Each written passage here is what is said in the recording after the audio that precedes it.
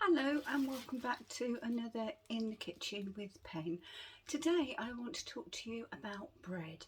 Not the making of it, but the amount of bread that is wasted every year in your kitchen. There are ways to avoid this. Now I have a loaf of bread here that I bought earlier in the week, and when I bought it, yeah, it was okay. I mean, it's still fresh. It's just not nice or nice enough for sandwiches and things, and there's a limit on so much toast you can eat, isn't there? So what can you do with old bread? Well, you can do lots of things. You can make breadcrumbs, you can bag them, and you can freeze them. You can make breadcrumbs, you can dry them out, keep them in a jar, and they will last months, and I really do mean months, provided you have got rid of any moisture from the bread. Okay, you can make croutons to go with soups and salads. You can make, well, we're in the Queen's, what is it, Platinum Jubilee year. You can make Queen of puddings. You can use them in the base of a treacle pudding. You can use them when you're making a treacle tart. You use them to bread fish, chicken. You can use them when making stuffings. Add them to a meatloaf that you're making. Honest to goodness, so many things that you can use breadcrumbs for. So please don't just go, oh, that bread's a bit iffy, in the bin. Think what you can do.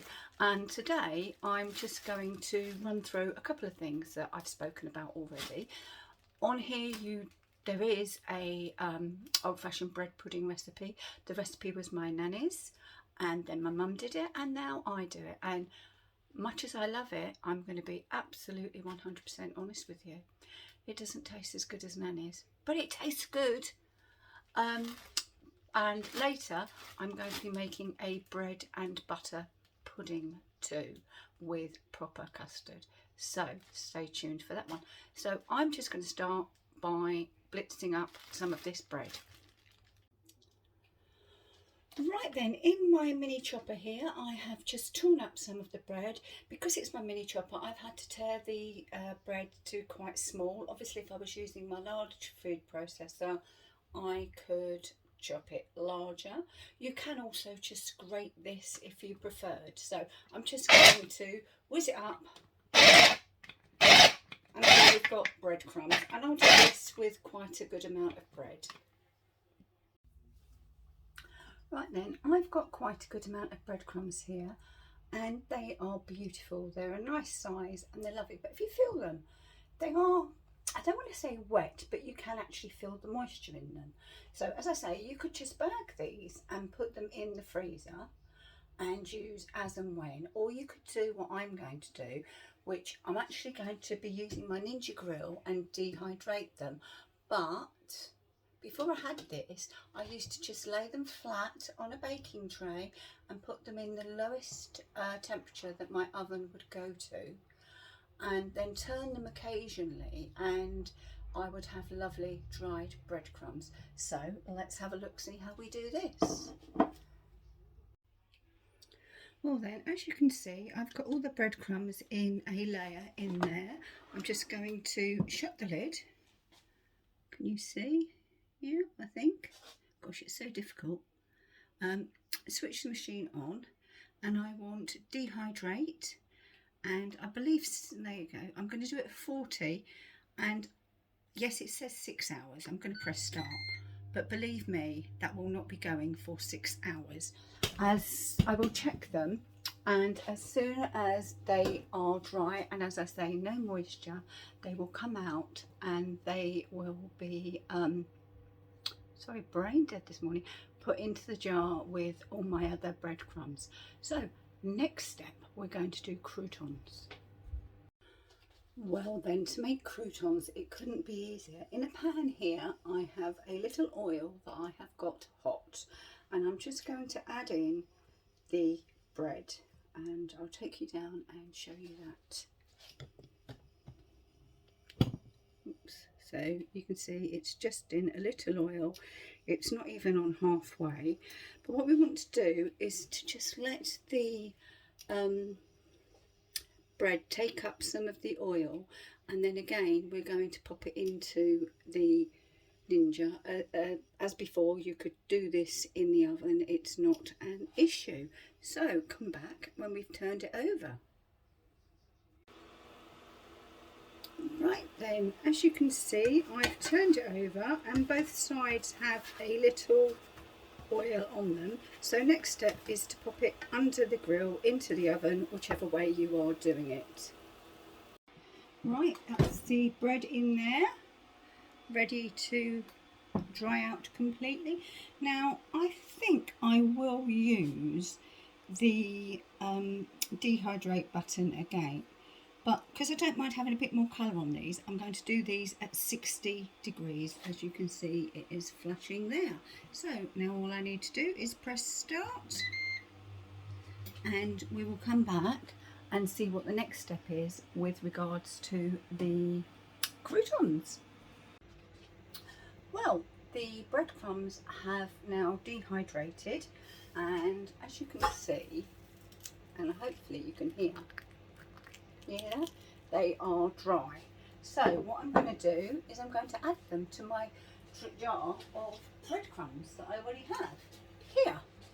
So I use a Kilner filter, I can't remember what we call it, funnel to put them in, to ensure that I don't end up with breadcrumbs all over the place, because that's really annoying when that happens, let me tell you. Right, so there we are, and I'm just going to, I'm going to make a mess unless I use the spoon. I have to clean it myself. So they're just going to, I still make a mess even using a spoon. Oh my goodness. Right, so I'm just going to put those in there.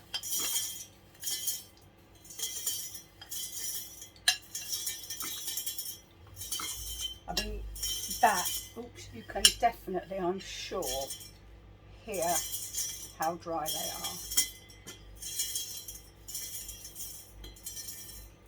Almost full, so that's good.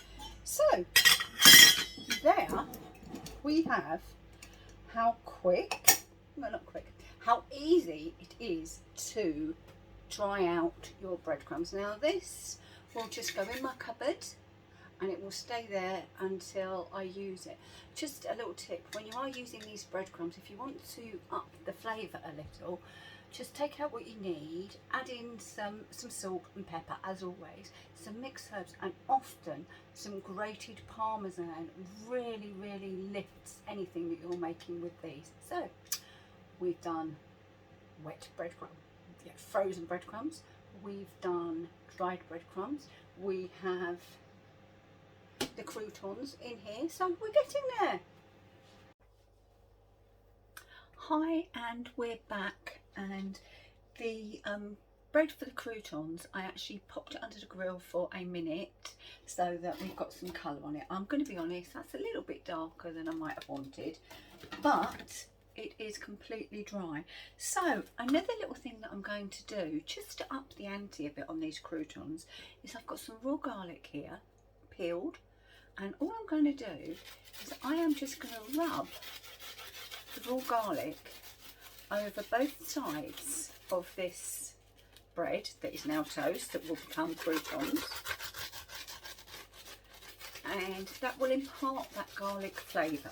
I mean, you can see half of it's gone, so I'll do that on, oh, it smells nice too, on both the slices of bread. Oops, didn't drop on the floor, fortunately. It makes a pleasant change for me, I have to say. Right, and both sides go up and down and from side to side, and that way, you know, now that very nearly did, you've got it all. And then what I'm going to do is just get a bread knife, so that's a knife with a serrated edge, and I'm just going to cut it into squares. Now it is so dry it's actually breaking, but it doesn't, that's okay, it's not a problem, because I know that this is perfect for croutons. Let's bring you down so you can see. Oops, you're going to come all the way. Right. See what I mean about it breaking? But croutons aren't supposed to be all the same size, are they? Let's have some variety. Right, pop that in a sink. Rinse off my hand. And then I'm just going to pop this into a lidded container. But I'm just going to lift it and brush it.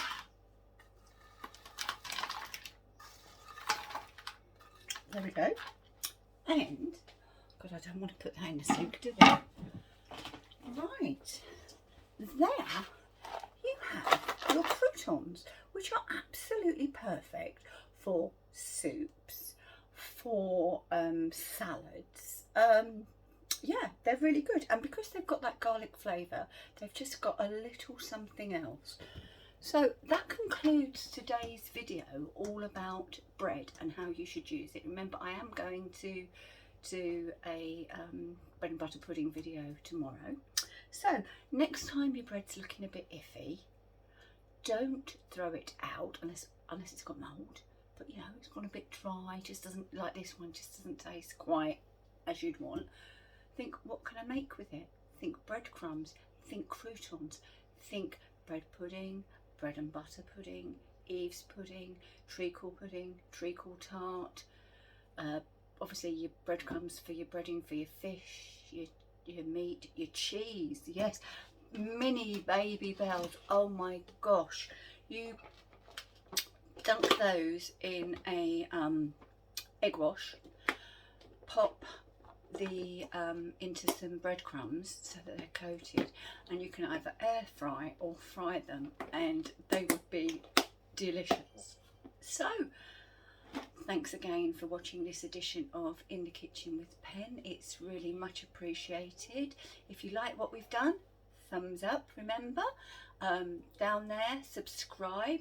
If you ding that bell, you'll be notified each time we put on a new video. So thank you very much for watching, and I shall see you again very soon in the kitchen with Pen. Bye bye.